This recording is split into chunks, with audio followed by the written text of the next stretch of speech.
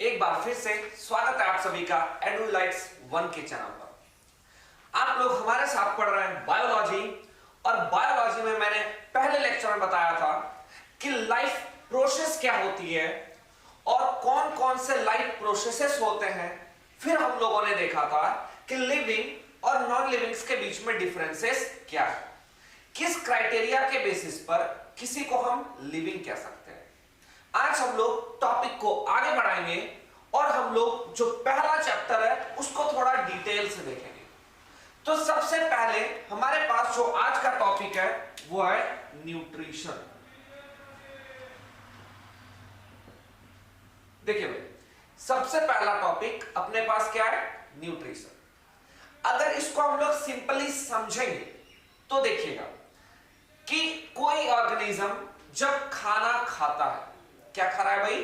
खाना। अब इस खाने को वो डाइजेस्ट करेगा, डाइजेशन के बाद एब्जॉर्ब करेगा और एब्जॉर्प्शन से मिलेगा उसको एनर्जी। इस एनर्जी का यूज करेगा वो किसी वर्क को करने में, और फाइनली जो बॉडी का वेस्ट मटेरियल है उसको एक्सक्रीट कर देगा। क्या कर देगा भाई? एक्सक्रीट। इस कंप्लीट प्रोसेस को हम लोग कहते हैं न्यूट्रिशन। क्या कहते हैं भाई?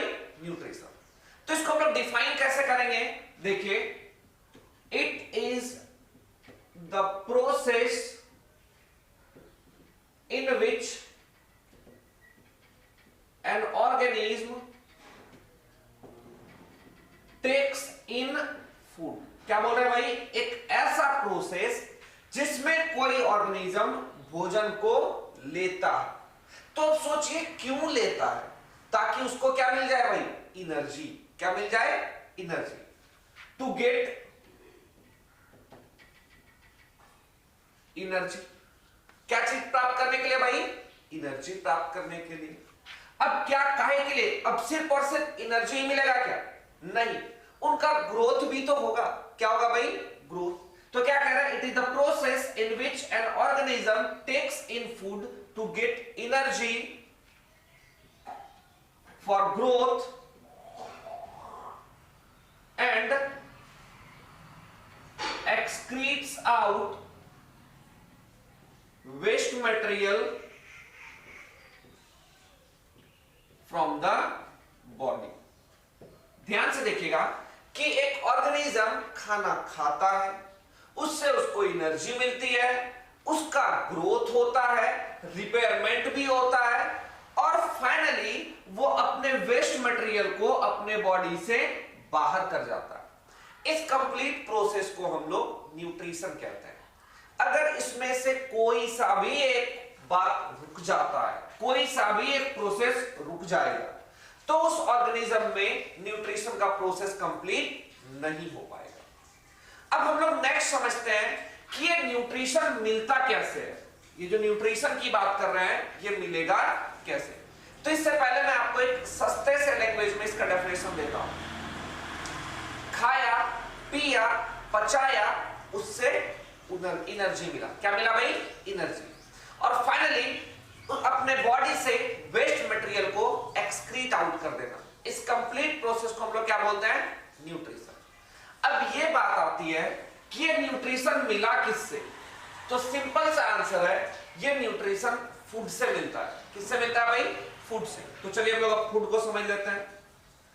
अब हम लोग सिंपली बचपन से ही कहते आ रहे हैं भोजन, फूड, आहार, ये तो कहते रहते हैं।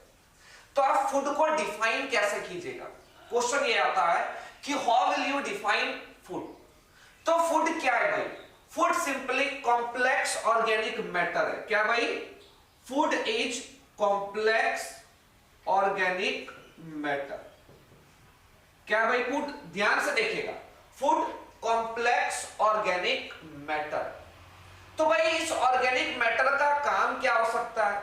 तो देखिए, फूड एक ऐसा ऑर्गेनिक मैटर है, कॉम्प्लेक्स ऑर्गेनिक मैटर है, जो हम लोगों को एनर्जी प्रोवाइड करता है। तो क्या लिखेगा भाई? Provides energy. तो फूड एक ऐसा complex organic matter which provides energy, जो आपको क्या प्रोवाइड करता है भाई? एनर्जी। दूसरा, helps in growth and repair. और क्या चीज में मदद करता है भाई? आपके ग्रोथ में मदद कर रहा है। आपके टिश्यूज अगर सेल्स कहीं से भी रप्चर हो जाए तो उनके रिपेयरमेंट का भी काम कौन करेगा भाई? इसी फूड के द्वारा होगा। फिर हम लोग आगे देखेंगे तो ये और भी मदद करता है, helps in formation of enzymes and hormones. कहते हैं कि ये एंजाइम्स और हॉर्मोन्स को बनाने में भी मदद करता है। तो फूड क्या हो गया भाई? फूड हो गया आपका कॉम्प्लेक्स ऑर्गेनिक मैटर, मतलब जटिल कार्बनिक पदार्थ, जो आपको ऊर्जा प्रदान करता है, जो आपके ग्रोथ और रिपेयरमेंट में मदद करता है, और जो आपके बॉडी में एंजाइम्स और हॉर्मोन्स को बनाने में मदद करता है। उसी को हम लोग क्या कहते हैं भाई? फूड कहते हैं। क्या कहते हैं? फूड। तो यहां तक आपको क्लियर होगा कि न्यूट्रिशन किसे कहा जा रहा है और फूड किसे कहा जा रहा है। अब हम लोग आगे पढ़ेंगे कि यूनिसेल्युलर ऑर्गेनिज्म में किसकी बात कर रहे हैं भाई? Unicellular organism. कि ये जो एक सेल का ऑर्गेनिज्म बना होता है, इनमें न्यूट्रिशन का प्रोसेस किस प्रकार होता है वो हम लोग देखेंगे आगे। तो अगर आप लोगों को बातें समझ में आ रही है तो आप इस चैनल को जल्दी से जल्दी सब्सक्राइब कीजिए, लाइक कीजिए और इस वीडियो को शेयर कीजिए, साथ ही चैनल को भी शेयर कीजिए। ठीक है, चलिए अब हम लोग आगे देखते हैं नेक्स्ट टॉपिक। अपना नेक्स्ट टॉपिक है न्यूट्रिशन इन यूनिसेल्युलर ऑर्गेनिज्म। किसकी बात करी जा रही भाई? एक सेल से बने ऑर्गेनिज्म जो है उसमें न्यूट्रिशन का प्रोसेस कैसे होता है। तो देखिए और समझिए। मान लीजिए ये अपने पास एक यूनिसेल्युलर ऑर्गेनिज्म है। कैसा ऑर्गेनिज्म है भाई? एक सेल का बना ऑर्गेनिज्म। सबसे पहले तो आप ये जानिए कि इनके पास कोई सा भी स्पेशलाइज्ड ऑर्गन सिस्टम नहीं होता। ध्यान से सुनिएगा कि यूनिसेल्युलर ऑर्गेनिज्म में कोई सा भी स्पेशलाइज्ड ऑर्गन सिस्टम नहीं होता। तो भाई ये न्यूट्रिशन का प्रोसेस या फूड का इंटेक कैसे करेगा? तो ये फूड का इंटेक अपने एनवायरनमेंट से करता है। कहां से करता है भाई? अपने सराउंडिंग के एनवायरनमेंट से। कहां से भाई?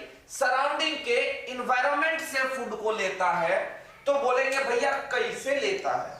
तो हम लोग बोलेंगे ये डिफ्यूजन के द्वारा लेता है। किसके द्वारा भाई?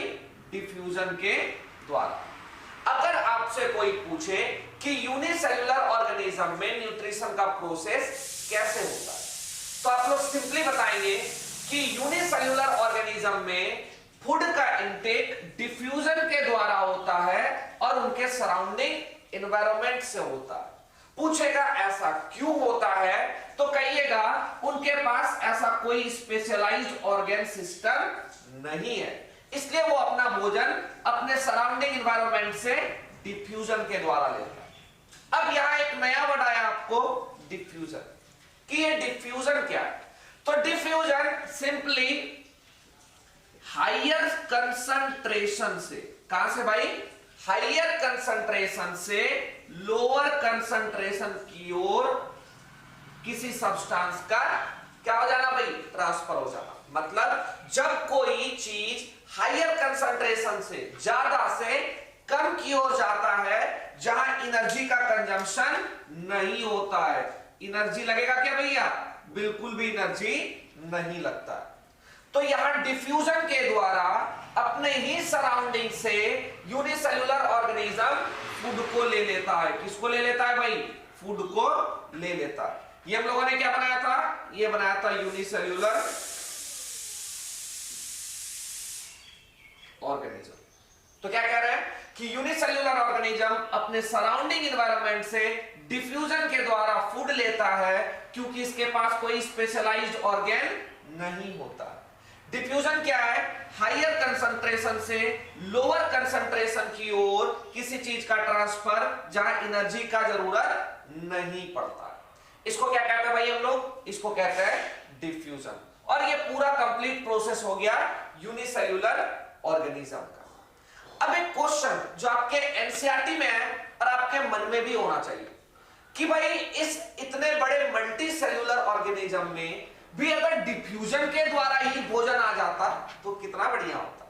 सोच के देखिए कि हम लोग खाना खाते हैं इधर से, फिर अंदर को पचेगा, फिर किसी और रास्ते से अनडाइजेस्टेड फूड निकल जाएगा।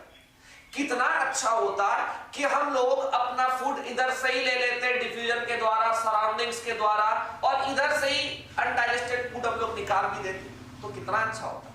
तो एक क्वेश्चन है जो मैं आपके बोर्ड पर मेंशन कर रहा हूं, इन सब बातों का आप लोग ध्यान से देख लीजिएगा और नोट डाउन भी कर लीजिएगा। चलिए हम लोग बढ़ते हैं नेक्स्ट क्वेश्चन की ओर। Why can't a multicellular organism meet their requirement through simple diffusion? देखिए भाई, ये है आपके पास क्वेश्चन कि क्यों कोई मल्टी सेल्यूलर ऑर्गेनिज्म अपना रिक्वायरमेंट सिंपल डिफ्यूजन के द्वारा पूरा नहीं कर सकता है। तो इसका आंसर अब हम लोग इसको यूनिसेल्यूलर ऑर्गेनिज्म से समझने का कोशिश करेंगे। अभी हम लोगों ने देखा कि यूनिसेल्यूलर का पूरा बॉडी सरफेस एनवायरनमेंट के कांटेक्ट में होता है। किसके कांटेक्ट में होता है भाई? सराउंडिंग एनवायरनमेंट के कांटेक्ट में। तो ये कहीं से फूड ले सकता है और कहीं से अनडाइजेस्टेड फूड को क्या कर सकता है भाई? बाहर कर सकता है। किधर से भी फूड को ले सकता है और किधर से भी अनडाइजेस्टेड फूड को बाहर निकाल सकता है। लेकिन अगर हम लोग खुद की बात करेंगे तो बताइए, ऊपर का सरफेस तो एनवायरनमेंट के कांटेक्ट में है, क्या अंदर वाला सेल भी एनवायरनमेंट के कांटेक्ट में है क्या? बिल्कुल भी नहीं। मतलब अगर सोच भी ले एक सेकंड के लिए तो बाहर वाले सेल का तो न्यूट्रिशन हो भी रहा है, लेकिन अंदर में जो इतना सारा सेल है, क्या उसका कभी न्यूट्रिशन पॉसिबल है क्या? बिल्कुल भी नहीं। तो सिंपली हम लोग क्या बोलेंगे आंसर में कि हमारा जितना भी सेल है, ऑल सेल्स या फिर complete body is not in direct contact with, क्या बोलेंगे भाई? is not in direct contact with environment। कहते हैं कि हमारा जो कंप्लीट बॉडी है वो एनवायरनमेंट के कांटेक्ट में नहीं है, जिस कारण से हम लोगों को एक डेवलप करना पड़ गया है। क्या डेवलप करना पड़ गया भाई? Organ system. तो हम लोगों को क्या डेवलप करना भाई? Organ system. ध्यान से समझिएगा, मैं पूरा सेंटेंस में आंसर नहीं लिख रहा हूं, बस मैं यहां पर आप लोगों को वो चीजें बता रहा हूं जो आंसर में मेंशन करना है। बाकी आप लोग सेंटेंस तो खुद भी बना लेंगे। ठीक है कि मैंने क्या बताया कि किसी बॉडी का जो मल्टी सेल्यूलर ऑर्गेनिज्म है उसमें सभी सेल्स क्या होता है भाई? डायरेक्ट कांटेक्ट में नहीं होता है। किसके? एनवायरनमेंट के डायरेक्ट कांटेक्ट में नहीं होता। इस कारण से हम लोगों को क्या डेवलप करना है भाई? Organ system. हम लोगों को क्या डेवलप करना पड़ गया? Organ system. इसीलिए यूनिसेल्यूलर ऑर्गेनिज्म में ऑर्गेन सिस्टम नहीं है, क्योंकि यहां पूरा बॉडी एनवायरनमेंट के कांटेक्ट में, और हम लोगों को डेवलप करना पड़ गया ऑर्गेन सिस्टम, क्योंकि हमारा कंप्लीट बॉडी एनवायरनमेंट के डायरेक्ट कांटेक्ट में नहीं। भाई क्लियर है यहां तक टॉपिक? चलिए हम लोग अगला टॉपिक देखते हैं। अगला टॉपिक अपने पास टाइप्स ऑफ न्यूट्रिशन। चलिए अब हम लोग देखते हैं टाइप्स ऑफ न्यूट्रिशन। ध्यान से देखिएगा भाई, क्वेश्चन है, इंपॉर्टेंट है। Types of nutrition. न्यूट्रिशन कितने प्रकार का होता है? एकदम समझिए, दिल से समझिए, दिमाग तक याद रहेगा। तो टाइप्स ऑफ न्यूट्रिशन की बात करेंगे तो दो तरह का टाइप्स ऑफ न्यूट्रिशन होता है। सबसे पहला ऑटोट्रॉपिक न्यूट्रिशन, और दूसरा हेटेरोट्रॉपिक न्यूट्रिशन। सबसे पहला कौन सा बताया मैंने भाई? ऑटोट्रॉपिक, और दूसरा कौन सा बताया मैंने? हेटेरोट्रॉपिक। दोनों में देखिए क्या क्या डिफरेंसेस है, यहां इसको हम लोग ब्रेक करते हैं। सबसे पहला वर्ड मिलता है ऑटो। ऑटो का मतलब क्या होता है भाई? गाड़ी ऑटो नहीं, ऑटो का मतलब होता है सेल्फ। ऑटो का मतलब क्या होता है भाई? सेल्फ, खुद से। और दूसरा वर्ड आता है ट्रोपोस। क्या आता है भाई? ट्रोपोस। तो इस ट्रोपोस का मतलब क्या होता है? ट्रोपोस का मतलब होता है नरिशमेंट। किसकी बात करी जा रही है? नरिशमेंट। जो अपना नरिशमेंट खुद से कर लेगा उसको कहा जाता है ऑटोट्रॉपिक न्यूट्रिशन। क्या कहा जाता है भाई? Autotrophic nutrition. तो ये भाई ऑटोट्रॉपिक न्यूट्रिशन होता किसमें होगा? ये ऑटोट्रॉपिक न्यूट्रिशन देखा जाता है प्लांट्स में।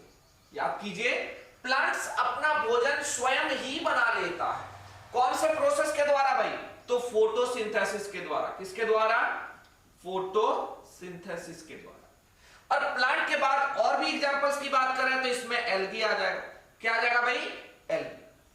अब हम लोग देखते हैं हेटेरोट्रॉपिक न्यूट्रिशन क्या है। तो इसको भी हम लोग ऐसे ही ब्रेक कर लेते हैं। हेटेरोट्रॉपिक न्यूट्रिशन में भी पहला वर्ड है हेटेरो। क्या भाई? हेटेरो। हेटेरो का मतलब होता है अदर्स। क्या होता है भाई? अदर्स। और दूसरा वर्ड है अपने पास ट्रोपोस। क्या है भाई? ट्रोपोस। इस ट्रोपोस का मतलब क्या होता है? नरिशमेंट। जो अपने नरिशमेंट के लिए किसी अदर पर डिपेंड करे उसको क्या कहा जाता है? Heterotrophic nutrition. तो कहा जाएगा भाई एग्जांपल बताइए। तो एग्जांपल में कहिएगा कि दुनिया में जितने भी एनिमल्स हैं, किसकी बात करी जा रही है? एनिमल्स की। सब के सब हेटेरोट्रॉपिक है, क्योंकि वो कोई भी अपना खाना खुद से नहीं बनाते हैं। जो अपना खाना खुद से बना ले वो ऑटोट्रॉपिक, जैसे प्लांट और एल्गी, ये फोटोसिंथेसिस के द्वारा खाना खुद से बना लेता है। दूसरा हेटेरोट्रॉपिक, जो अपना खाना खुद से नहीं बनाए। इसका एग्जांपल हो जाएगा ऑल एनिमल्स। और क्या एग्जांपल हो सकता है भाई? अगर यहां बात करेंगे तो हेटेरोट्रॉपिक में फिलहाल तो हम लोग क्या बोलेंगे? जितने भी एनिमल्स हैं सब के सब क्या होते हैं? हेटेरोट्रॉप्स। क्या होते हैं भाई? हेटेरोट्रॉप्स। इसमें आ जाएगा आपका फंगी भी। क्या आ जाएगा भाई? फंगी। कौन सा आ जाएगा? फंगी, क्योंकि फंगी भी अपना खाना खुद से नहीं बनाता।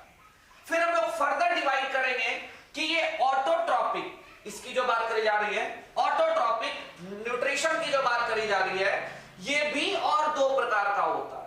यहां ऑटोट्रॉपिक न्यूट्रिशन भी कितने प्रकार का होगा भाई? दो प्रकार का। तो ये आप लोग लिख लीजिए, मैं इसके आगे फिर से बता रहा हूं। अब ये ऑटोट्रॉपिक की अगर बात करी जाए तो कितने प्रकार का मैंने बताया भाई? दो। कौन कौन सा?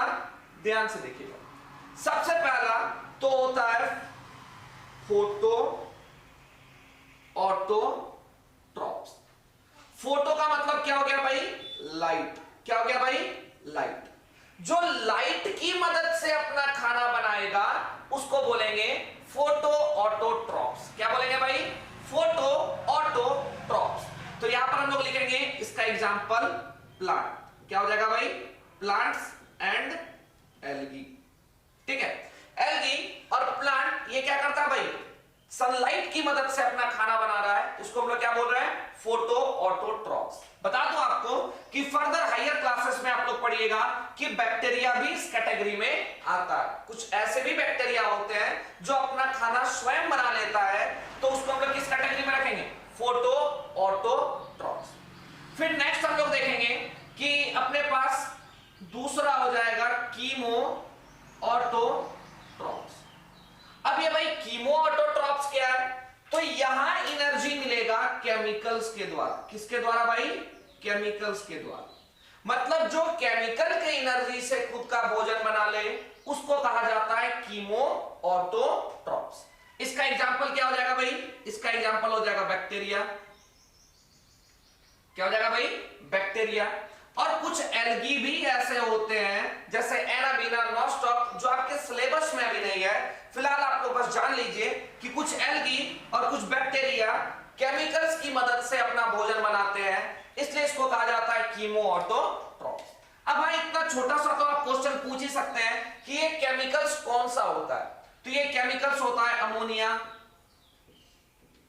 फिर ये आ सकता है आपका नाइट्रेट्स, नाइट्राइट्स, ये सब हो जाता है आपका केमिकल्स में। तो हम लोगों ने देखा ऑटोट्रॉपिक न्यूट्रिशन, जो खाना खुद से बना लिया जाए। कैसे बनाया जाए भाई?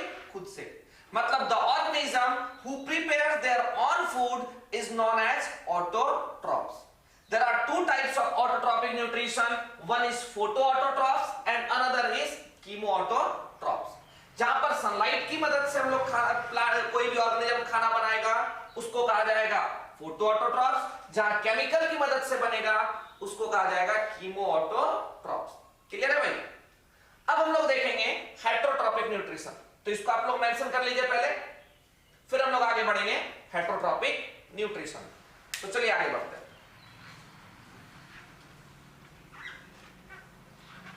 अब देखिएगा भाई, हेटेरोट्रॉपिक न्यूट्रिशन को हम लोग दो पार्ट में डिवाइड कर लेते हैं। सिंपल करके पढ़ते हैं, ज्यादा कॉम्प्लेक्स करेंगे तो फिर परेशानियां बढ़ेंगी। तो हेटेरोट्रॉपिक न्यूट्रिशन की बात करेंगे तो सबसे पहला तो आ जाएगा होलोजोइक और दूसरा हो जाएगा सेप्रोट्रॉपिक। ध्यान से समझिएगा कि यहां होलोजोइक और सेप्रोट्रॉपिक में क्या अंतर है। होलोजोइक में कॉम्प्लेक्स फूड को हम लोग ले रहे हैं। किसको ले रहे हैं भाई? कंप्लीट कॉम्प्लेक्स फूड को ले रहे हैं और फिर डाइजेस्ट कर रहे हैं। यहां पर क्या कहेंगे हम लोग? फर्स्ट इंजेशन, उसके बाद क्या हो जाएगा? Then digestion.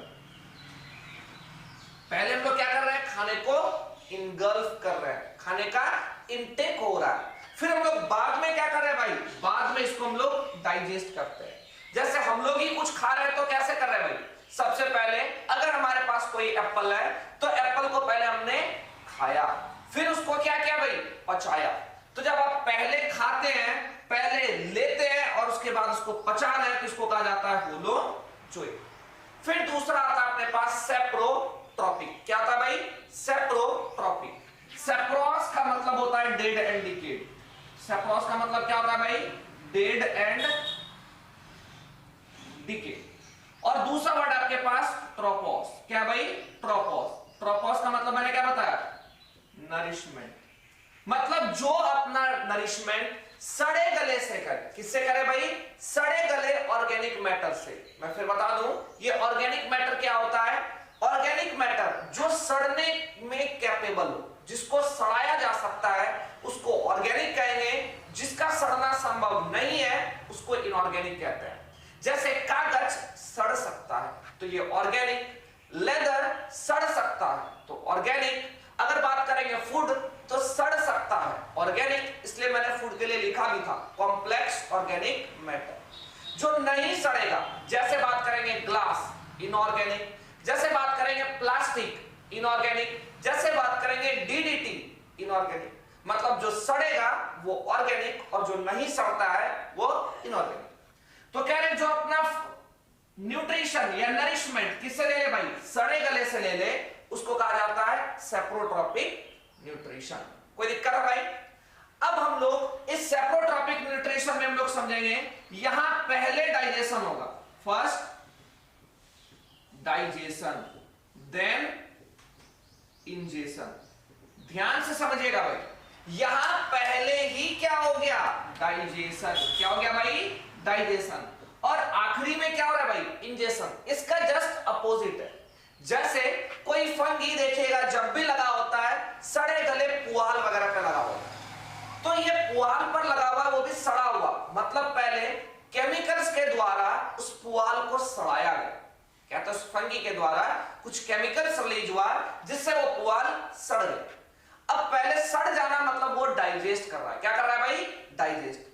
अब फाइनली उसको इंजेस्ट किया जाएगा। तो फर्स्ट डाइजेशन, देन इंजेशन, तब हम लोग इसको क्या कहते हैं? Saprotrophic nutrition. क्लियर है? इसके अगर एग्जांपल की बात करेंगे तो एग्जांपल हो जाएगा यहां पर फंगी। क्या हो जाएगा भाई? फंगी। और यहां अगर एग्जांपल की बात करेंगे तो इसमें हो जाएगा एनिमल्स। क्या हो जाएगा भाई? एनिमल्स। यहां तक सबके पल्ले पड़ गया? नोट कर लीजिए। फिर फर्दर हम लोग कुछ इंपॉर्टेंट पॉइंट समझेंगे इसी में आने वाला, जैसे प्रीडेशन के बारे में समझेंगे, पैरासिटिज्म के बारे में समझेंगे। थोड़ा इंटरेस्टिंग है तो आप लोग इसको नोट कर लीजिए, फिर मैं आगे बता रहा हूं।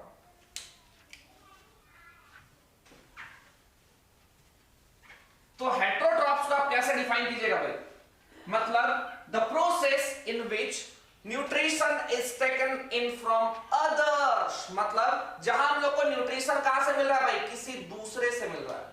When organism depends on other organism for their nourishment or for their nutrition, then it is known as क्या, heterotrophic nutrition। ठीक है, अब कुछ हम लोग स्पेशल वर्ड्स को यहां समझते हैं न्यूट्रिशन में, जैसे प्रीडेशन। भाई ये प्रीडेशन क्या होता है? आप लोगों ने सुना होगा प्रीडेटर, आप लोगों ने सुना होगा प्रे। प्रे जिसका शिकार किया जाता है, प्रीडेटर जो शिकार करता है। तो कहते हैं भाई प्रीडेशन में क्या होता है, तो प्रीडेशन के लिए दो तीन वर्ड्स को हम लोग देखेंगे। प्रीडेशन के लिए हम लोग सीधा कहते हैं कैच, किल और उसके बाद ईट। क्या करता है भाई इसमें, पहले पकड़ता है, फिर मारता है और फिर खा जाता है। यहां जब भी होगा बिगर ऑर्गेनिज्म, किसकी बात कर रहे हैं भाई, बिगर ऑर्गेनिज्म, किसको मारेगा भाई, ये मारेगा स्मॉलर वन को। किसको मारेगा भाई, स्मॉलर वन। ये स्मॉलर वन को यहां मरना पड़ेगा, ये बड़ा वाला छोटे वाले को पकड़ेगा, मारेगा और खा जाएगा। क्या करेगा भाई, पकड़ेगा, मारेगा और खा जाएगा। जैसे शेर हिरन को पकड़ता है, मारता है और खा जाता है। बिल्ली चूहा को पकड़ता है, मारता है और खा जाता है। ऐसे प्रोसेस को कहते हैं प्रीडेशन। क्या कहते हैं भाई, प्रीडेशन। अगला अपने पास वर्ड है पैरासिटिज्म। क्या है भाई, पैरासिटिज्म। अब ये पैरासिटिज्म क्या होता है, तो पैरासिटिज्म में क्या होता है भाई, यहां छोटा वाला ऑर्गेनिज्म, किसकी बात करी जा रही है, स्मॉलर ऑर्गेनिज्म, ये किस पर फीड करता है भाई, ये लार्जर ऑर्गेनिज्म पर। कहते हैं कि यहां छोटा वाला ऑर्गेनिज्म बड़े वाले ऑर्गेनिज्म से अपना नरिशमेंट प्राप्त करता है या फिर न्यूट्रिशन प्राप्त करता है। अब ध्यान देने वाली बात यह है कि यहां बड़ा वाला छोटे वाले को मार दे रहा था, लेकिन यहां जो छोटा वाला है वो बड़े वाले को मारता नहीं है, कमजोर कर सकता है। जैसे आपके शरीर के अंदर में कोई मान लीजिए वर्म है, क्या है भाई, वर्म, मान लेता है टेपवर्म है, तो क्या इस टेपवर्म की मदद से आप मर जाइएगा, मरिएगा नहीं। ये छोटा वाला आप जैसे बड़े ऑर्गेनिज्म से न्यूट्रिशन ले रहा है, आपको मारेगा नहीं, कमजोर कर सकता है। जब हम लोग बात करते हैं कि आपके माथे पे मान लीजिए अगर लाइस है, ढीला है, जू है, क्या भाई, जू, तो क्या आप इस जू से मर जाइएगा, मरिएगा नहीं। ये क्या कर रहा है, आपके बॉडी से न्यूट्रिशन ले रहा है, बहुत सारा लग जाए तो आपको कमजोर कर सकता है लेकिन मारेगा नहीं। तो यहां बड़े वाले को छोटे वाले से न्यूट्रिशन मिल रहा है, यहां छोटे वाले को बड़े वाले से न्यूट्रिशन मिल रहा है। यहां छोटा वाला मर जा रहा है लेकिन यहां बड़ा वाला मरेगा नहीं, वो बस कमजोर होगा। क्या होगा भाई, कमजोर। अब पैरासिटिज्म को भी मैं थोड़ी सी बातें बता दे रहा हूं, उतना इंपॉर्टेंट नहीं है, बस आप लोग सुन लीजिए कि पैरासिटिज्म भी दो तरह का होता है, एक एक्टोपैरासिटिज्म और एक इंडोपैरासिटिज्म। अगर कोई पैरासाइट आपके बॉडी के बाहर लगा हुआ, ठीक है, किसके बॉडी के बाहर, आपके, तो जिस बॉडी पर लगता है उसको कहते हैं होस्ट। क्या कहता है भाई, होस्ट। जैसे ये यहां पर हमारे पास बड़ा वाला ऑर्गेनिज्म हो गया और ये क्या हो गया भाई, छोटा वाला, तो इस छोटे वाले को कहेंगे हम लोग पैरासाइट। क्या कहेंगे, पैरासाइट। और इस बड़े वाले को क्या कहेंगे भाई, होस्ट। क्या बोलेंगे, होस्ट। तो कह रहे हैं कि पैरासिटिज्म भी दो तरह का होता है, एक्टोपैरासिटिज्म और इंडोपैरासिटिज्म। अगर आपके बॉडी के बाहर कोई पैरासाइट लगा हो तो एक्टोपैरासिटिज्म, और आपके अंदर अगर बसा हो तो उसको हम लोग क्या बोलेंगे, इंडोपैरासिटिज्म। पैरासाइट का एग्जांपल बाहर वाले में आप लाइस दे सकते हो, डॉग्स वगैरह में कोप पॉड्स लगा होता है, फिर अंदर वाले में हमारे पास टेपवर्म हो सकता है, राउंड वर्म हो सकता है, ठीक है। ऐसे ही ढेर सारा एग्जांपल हम लोग ले सकते हैं। तो फिलहाल देखिए भाई, यहां तक तो आप लोगों को टॉपिक समझ में आया होगा, फिर हम लोग देखते हैं आगे। चलिए भाई, अब हम लोग टॉपिक को एक एक करके आगे बढ़ाते हैं। सबसे पहले देखते हैं ऑटोट्रॉपिक न्यूट्रिशन। अब हम लोग थोड़ा डिटेल में जाएंगे सबका। ऑटोट्रॉपिक न्यूट्रिशन, ये ऑटोट्रॉपिक न्यूट्रिशन क्या है भाई, अभी हम लोगों ने समझा कि जहां फूड का प्रिपरेशन, जहां नरिशमेंट खुद से किया जाए, ठीक है। the process in which organism prepares their own food। ठीक है, कहते हैं एक ऐसा प्रोसेस जिसमें ऑर्गेनिज्म खुद से ही अपना भोजन बना लेता है। एग्जांपल में मैंने अभी मेंशन भी किया था, प्लांट, एल्गी और कुछ बैक्टीरिया वगैरह होता है। अब हम लोग बात करेंगे कि भाई ये जो ऑटोट्रॉपिक न्यूट्रिशन है, इसका हम लोगों ने टाइप्स डिस्कस किया हुआ। तो टाइप्स में क्या डिस्कस किया था भाई? फोटो ऑटोट्रॉपिक, और दूसरा हम लोगों ने बताया था कि कीमो ऑटोट्रॉप्स। तो इस प्रोसेस में सबसे पहले हम लोग चलिए आज समझेंगे फोटोसिंथेसिस के बारे में। किसके बारे में भाई? फोटोसिंथेसिस के बारे में। बहुत ही इंपॉर्टेंट टॉपिक है फोटोसिंथेसिस। क्या भाई? फोटोसिंथेसिस। इसका चाहे तो आप डेफिनेशन की बात कीजिए या फिर आप रिएक्शन की बात कीजिए, सारे ही एस्पेक्ट्स इस टॉपिक से रिलेटेड बहुत ही इंपॉर्टेंट है। तो हम लोग इसको देखेंगे और समझेंगे एक एक करके। सबसे पहले मैं आपसे पूछ लेता हूं कि व्हाट इज फोटोसिंथेसिस। तो आपके तरफ से एक छोटा सा डेफिनेशन आएगा, the process by which plant make their own food is known as photosynthesis. भाई इतने छोटे से डेफिनेशन में हम लोग लिमिटेड नहीं रह सकते, इसको थोड़ा सा बढ़ाते हैं और समझते हैं कि ये फोटोसिंथेसिस क्या है। तो सबसे पहले इस फोटोसिंथेसिस को कहा जाता है फोटो बायो केमिकल प्रोसेस। एकदम याद रखिएगा, मैं जो डेफिनेशन बता रहा हूं उसको अगर आप लोग याद रखते हैं तो एग्जाम में एक भी मार्क्स नहीं कटेगा। तो मैंने क्या बताया कि फोटोसिंथेसिस क्या है भाई? Photo bio chemical process. अब भाई ऐसा नाम क्यों दिया गया? फोटो क्योंकि ये लाइट पर डिपेंड करता है, बायो क्योंकि ये लिविंग्स में हो रहा है, और केमिकल्स क्योंकि यहां CO2, H2O जैसे केमिकल्स का यूज किया जाता है। तो इसको क्या कहा जा रहा है भाई? Photo bio chemical process. Clear है? कहते हैं फोटोसिंथेसिस एक ऐसा फोटो बायो केमिकल प्रोसेस है जिसमें बात कर रहे हैं हम लोग, इस प्रोसेस में कॉम्प्लेक्स फूड मैटर को बनाया जाता है with the help of inorganic CO2 और H2O। किसकी मदद से भाई? CO2 और H2O की मदद से, in the presence of sunlight और क्लोरोफिल। किसके प्रेजेंस में? क्लोरोफिल और सनलाइट की प्रेजेंस में। तो देखिएगा मैं यहां डिफाइन कर दे रहा हूं फोटोसिंथेसिस को।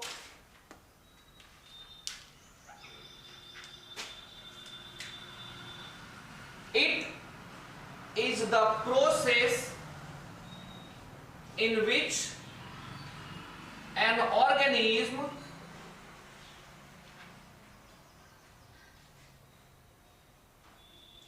prepares their complex organic matter like glucose।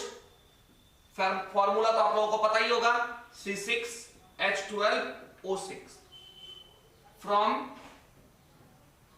inorganic CO2 and H2। क्या बना रहा है भाई? Complex organic matter. क्या है ये? ग्लूकोज। किससे बना रहा है? इनऑर्गेनिक मैटर से। क्या है भाई ये? CO2 और H2O in the presence of sunlight and chlorophyll. क्या बात करी जा रही भाई? कि एक ऐसा प्रोसेस जिसमें ऑर्गेनिज्म कॉम्प्लेक्स ऑर्गेनिक मैटर को बनाता है। किससे भाई? इनऑर्गेनिक मैटर CO2 और H2O से। किसके प्रेजेंस में? सनलाइट और क्लोरोफिल के प्रेजेंस में। अगर ऐसा डेफिनेशन लिखते हैं तो कभी भी सामने वाला आपका एक भी मार्क्स नहीं काट सकता। ध्यान से देखिएगा, सस्ता नहीं लिखेगा, अच्छा सा महंगा और क्वालिटी डेफिनेशन लिखिए। It is the process in which an organism prepares their complex organic matter like glucose from inorganic CO2 and H2O in the presence of sunlight and chlorophyll। अब इसके रिएक्शन को आज हम लोग समझ लेते हैं, फिर आज के टॉपिक को हम कंक्लूड करेंगे और मिलेंगे अगले लेक्चर में। तो बातें अगर आप लोगों को भाई समझ में आ रही हो तो आप लोग चैनल को लाइक करें, सब्सक्राइब करें और भाई शेयर तो जरूर करें, ठीक है। चलिए अब मतलब इसके रिएक्शन को समझते हैं। तो चलिए मैं रिएक्शन को लिख रहा हूं CO2, आप लोगों ने देखा भी होगा इस रिएक्शन को, पढ़ा भी होगा कभी ना कभी, प्लस H2। कहते हैं यहां कार्बन डाइऑक्साइड और वाटर कंबाइन करता है भाई किसके प्रेजेंस में, तो ये तो अभी हम लोगों ने देखा सनलाइट और क्लोरोफिल। किसके प्रेजेंस में भाई, सनलाइट और क्लोरोफिल। अब कहते हैं ये बना क्या देता भाई, ग्लूकोज C6H12O6 और साथ में क्या निकलेगा भाई, यहां से साथ में निकलेगा ऑक्सीजन और क्या निकलेगा भाई, और निकलेगा साथ में water as a by product. अब ये प्रोडक्ट यहां क्या हो गया, ग्लूकोज, और बाई प्रोडक्ट क्या हो गया भाई, ऑक्सीजन। क्या हो गया, ऑक्सीजन।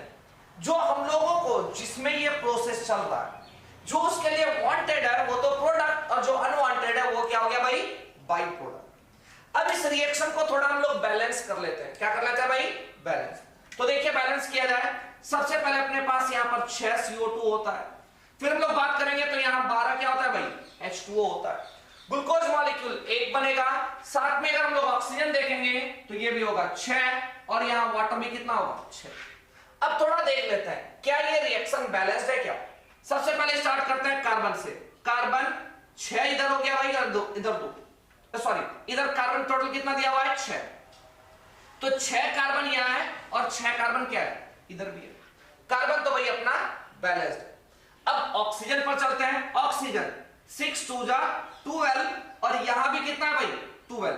तो 12 12 इधर कितना ऑक्सीजन हो गया, 24। इधर देखते हैं, यहां 6 ऑक्सीजन, यहां 6 दूनी 12, 6 2 जा 12, तो 12 और 6 18, और साथ में यहां 6, तो 18 6 कितना हो गया भाई, 24। मतलब ऑक्सीजन भी क्या है, बैलेंस्ड है। अब आते हैं हम लोग हाइड्रोजन पर। 12 2 जा 24, यहां पर टोटल हाइड्रोजन कितना है भाई, 24। इधर देख लेते हैं, यहां कितना हो गया हाइड्रोजन, 12, और यहां भी कितना हो गया भाई, 12, तो 12 12 24। मतलब ये रिएक्शन अपना पूरा का पूरा कंप्लीट बैलेंस्ड रिएक्शन। अब इस रिएक्शन में कुछ बातों को हम लोग देखेंगे जो कि बहुत इंपॉर्टेंट है, और अगर आप लोग समझ लेते हैं तो जो फर्दर बायो लीजिएगा उसको बहुत आसान हो जाएगा। कैसे, तो देखिए इसको कि यहां CO2 की अगर बात करेंगे तो ये CO2 क्या बनाता है भाई, ये CO2 बनाता है ग्लूकोज। क्या बनाता है भाई, ग्लूकोज। देखिए भाई ये है क्या, ग्लूकोज। ये CO2 बनाता है ग्लूकोज। अब कहते हैं ये CO2 ग्लूकोज कैसे बनाता है, तो इस CO2 का रिडक्शन हो रहा है। क्या हो रहा है भाई, रिडक्शन। इस CO2 का होता है रिडक्शन, जिसकी मदद से ये क्या बना लेता है, ग्लूकोज। अब बात करेंगे ये वाटर का क्या हो रहा है, तो इस वाटर का हो रहा है ऑक्सीडेशन। क्या हो रहा है भाई, ऑक्सीडेशन। ये टर्म्स याद रखिएगा, मैं भी आपको एक्सप्लेन भी कर दूंगा। यहां वाटर का हो गया ऑक्सीडेशन, तो ये क्या बनाया भाई, ऑक्सीजन। अब कहते हैं ये प्रोसेस होता कब है और किस प्रोसेस के दौरान होता है, तो कहते हैं ये जो रिडक्शन वाला बात है ये बिना लाइट के प्रेजेंस में नहीं होती है, तो इसको हम लोग कहते हैं डार्क रिएक्शन। क्या बोलते हैं भाई, डार्क रिएक्शन। और अगर हम लोग इस ऑक्सीडेशन की बात करेंगे तो ये लाइट के प्रेजेंस में होता है, तो इसको हम लोग कहते हैं लाइट रिएक्शन। अब शायद आप लोगों को थोड़ा कंफ्यूजन हो रहा हो कि भाई ये बायो में रिडक्शन, ऑक्सीडेशन, केमिस्ट्री वाला कहां से आ गया, तो मैं सिंपल से आपको थोड़ा सा एक्सप्लेन कर रहा हूं। ध्यान से आप लोग देख लीजिएगा कि ऑक्सीडेशन और रिडक्शन को कैसे समझेंगे। मान लीजिए कि आपके पास कुछ भी मेटल है M, क्या भाई, M। समझिएगा इस एग्जांपल को, अगर M है तो यहां इससे हम लोग ऑक्सीडेशन और रिडक्शन कैसे समझेंगे। चलिए मैं थोड़ा सा ऊपर लिख देता हूं ताकि आप लोगों को समझ में आए। ये क्या है भाई, M। अब कहते हैं अगर इसमें ऑक्सीजन जुड़ जाए, क्या जुड़ जाए भाई, ऑक्सीजन, या फिर यहां से हाइड्रोजन निकल जाए, या फिर इससे इलेक्ट्रॉन रिमूव हो जाए, इन तीनों के लिए हम लोग वर्ड यूज करते हैं ऑक्सीडेशन। क्या यूज करते हैं भाई, ऑक्सीडेशन। अगर ऑक्सीजन जुड़ा तो भी ऑक्सीडेशन, हाइड्रोजन निकला तो भी ऑक्सीडेशन, या इलेक्ट्रॉन निकल गया तो भी ऑक्सीडेशन। तो भाई रिडक्शन क्या होगा, जस्ट इसका अपोजिट। अगर यहां से ऑक्सीजन निकल जाए, या फिर इसमें हाइड्रोजन ऐड हो जाए, या फिर इसमें इलेक्ट्रॉन ऐड हो जाए। तो इन तीनों के लिए हम लोग वर्ड यूज क्या करेंगे? रिडक्शन। क्या यूज करेंगे भाई? रिडक्शन। तो इधर वाला हो गया ऑक्सीडेशन और इधर वाला हो गया रिडक्शन। देखिए क्या इसकी मदद से आप इसको समझ सकते हैं क्या? कोशिश कीजिए कि देखिए यहां कार्बन डाइऑक्साइड के पास एक भी हाइड्रोजन दिख रहा है क्या? इस कार्बन के पास हाइड्रोजन नहीं है, लेकिन जब इससे ग्लूकोज का फॉर्मेशन होता है तो देखिए इसमें हाइड्रोजन आ गया। क्या आ गया भाई? हाइड्रोजन। मतलब हाइड्रोजन जुड़ गया। जब हाइड्रोजन जुड़ जाता है तो भाई हम लोग इस प्रोसेस को क्या नाम देते हैं? रिडक्शन। तो CO2 का क्या हो गया? रिडक्शन। और ये लाइट के प्रेजेंस में नहीं हो रहा है तो इसको हम लोग क्या कह रहे हैं? Dark reaction. फिर इस वाटर के पास देखिए हाइड्रोजन है, लेकिन जब ये ऑक्सीजन में बदल गया तो क्या अब यहां हाइड्रोजन रहा क्या? नहीं, यहां से हाइड्रोजन रिमूव हो गया। तो हाइड्रोजन का रिमूवल क्या कहलाता है भाई? ऑक्सीडेशन। तो वाटर का क्या हो गया? ऑक्सीडेशन। ये कब हो रहा है? लाइट के प्रेजेंस में। तो यहां पर ऑक्सीडेशन हुआ लाइट के प्रेजेंस में, किसका? वाटर का, और ये बन गया ऑक्सीजन। आप लोगों को ऑब्जेक्टिव क्वेश्चन भी आता है कि भाई यहां पर कौन क्या कहते हैं? ग्लूकोज बनाता है, तो आंसर दीजिएगा CO2। और कौन ऑक्सीजन किससे निकल रहा है? तो आंसर दीजिएगा वाटर। इसके लिए फर्दर कई सारे एक्सपेरिमेंट किए गए इन सभी चीजों को जानने के लिए कि कहां से क्या कैसे निकल रहा है, वो आपके सिलेबस में नहीं। आपको सिंपल ये जानना है कि कार्बन डाइऑक्साइड का रिडक्शन होता है तो ये बनाता है ग्लूकोज, और वाटर का अगर ऑक्सीडेशन हो तो ये बना देता है किसमें भाई? ऑक्सीजन। तो इस वाटर का ऑक्सीडेशन के प्रोसेस को क्या कहते हैं? इसको कहते हैं फोटोलाइसिस। क्या कहते हैं भाई? फोटोलाइसिस। क्योंकि ये लाइट के प्रेजेंस में हो रहा है इसका ब्रेकडाउन। लाइसिस का मतलब क्या होता है भाई? ब्रेकडाउन। यहां लाइट के प्रेजेंस में इस H2O का ब्रेकडाउन हो रहा है, जिससे हम लोगों को क्या मिल रहा है? ऑक्सीजन। इसलिए इसको क्या कहा गया भाई? इसको कहा गया है ऑक्सीडेशन। क्या बोला गया है? ऑक्सीडेशन। और लाइट के प्रेजेंस में है तो लाइट रिएक्शन। मैं फिर फर्दर आपको इस रिएक्शन को थोड़ा और एक बार समझाऊंगा। भाई समय हो गया है आप लोगों से अभी अलविदा लेने का। फिर मिलेंगे नेक्स्ट लेक्चर में, एक्सप्लेन करेंगे और एक बार आपको इस रिएक्शन को, ताकि आप लोग इस रिएक्शन को बहुत अच्छे से समझ पाए, क्योंकि ये रिएक्शन फर्दर भी आता है। तो डिटेल्स में समझने के लिए बने रहिए हमारे चैनल के साथ। चैनल का नाम है EduLights 1।